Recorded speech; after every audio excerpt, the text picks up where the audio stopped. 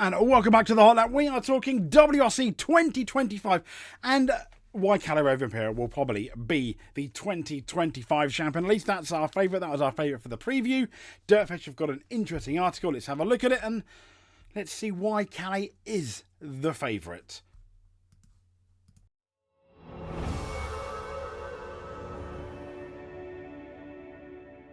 So here's the Dirtfish article. Rovanperä's plan to take his title back. I think he probably is likely to maybe do it, but many see the two-time world champion as the favourite, as do we. But he is in the hunting position rather than a hunter, which I don't think is exactly true.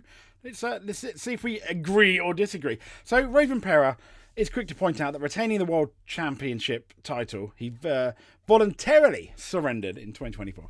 Is his only goal for this year. But how is he going to go about that?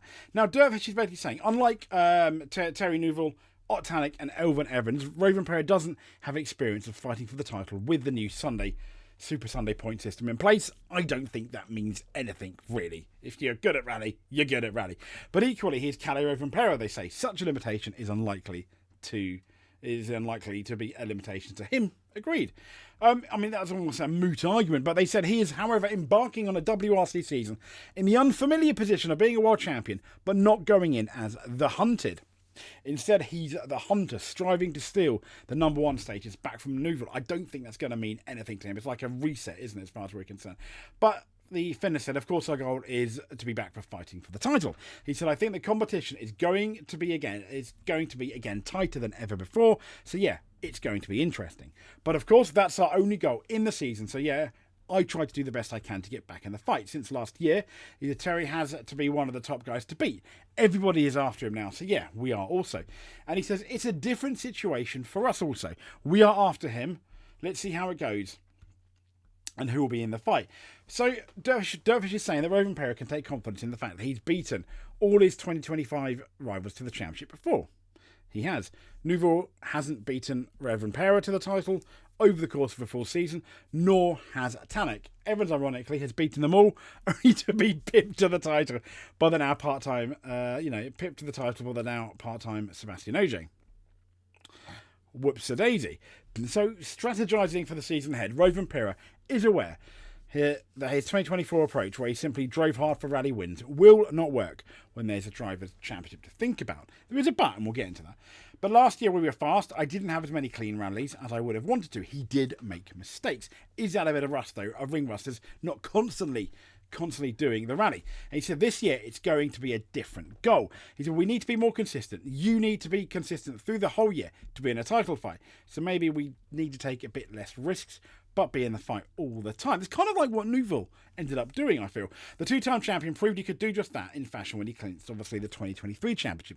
That year, his season started off with a strong second place in Monte Carlo, highest of the championship contenders, with Ogier topping the event. Now, conservative at Monte has tended to be the 24-year-old style, and there's little sign of that changing. In his 4 previous starts in the top car, he's finished on the podium just the once. By contrast, Neuville won the rally last year in his statement drive, and that was pretty much, he never really looked back. Kalle has said, though, Monte's never been my strongest race. We have had actually a few good results. But yeah, I'm just happy if we can have a clean race in Monte. Good points to start the season. That's the main goal. Now, the reason why we think he's one of the favourites for is in this Autosport Top 50 this year. Kalle Rovanperä, he was 20th, down 16. God, he didn't really compete in the full-time rally, but they said Kalle Rovanperä only contested 7 rallies in 2024, exchanging his title defence for a partial campaign to recharge his batteries and expand his horizons, but the two-time champion led them all. The 24-year-old won more events, and that's really significant. He won more events than anyone else last year, even though he was the part-time, surpassing the tally achieved in his 2023 one even, and could easily have racked up 7 wins without crashes in Sweden and Portugal. That's scary. But there was little he could do to avoid the rock that thwarted him in Finland. Think about that. Not mistakes. That could have been 7 wins for his part-time. Outside rallying, his versatility was underlined by winning his, obviously, 4th circuit racing. But it was that. And here's the significant thing here. Obviously, these are the 2024 results, basically. And when we go down to Kalle Rovanperä, he, 1, 2, 3, 4. he won 4 events. And he could have won 7. He could have won possibly Sweden. He could have won Finland. And yeah, he did make some mistakes. But that is the reason why we very much think that Kalle Rovanperä is the favourite, at least going into the season. Now, that, to be fair, that's fairly fluid. It might change. I don't think he will, though. This guy is absolutely amazing. Now, it's going to take something to topple him. Tanak has the speed.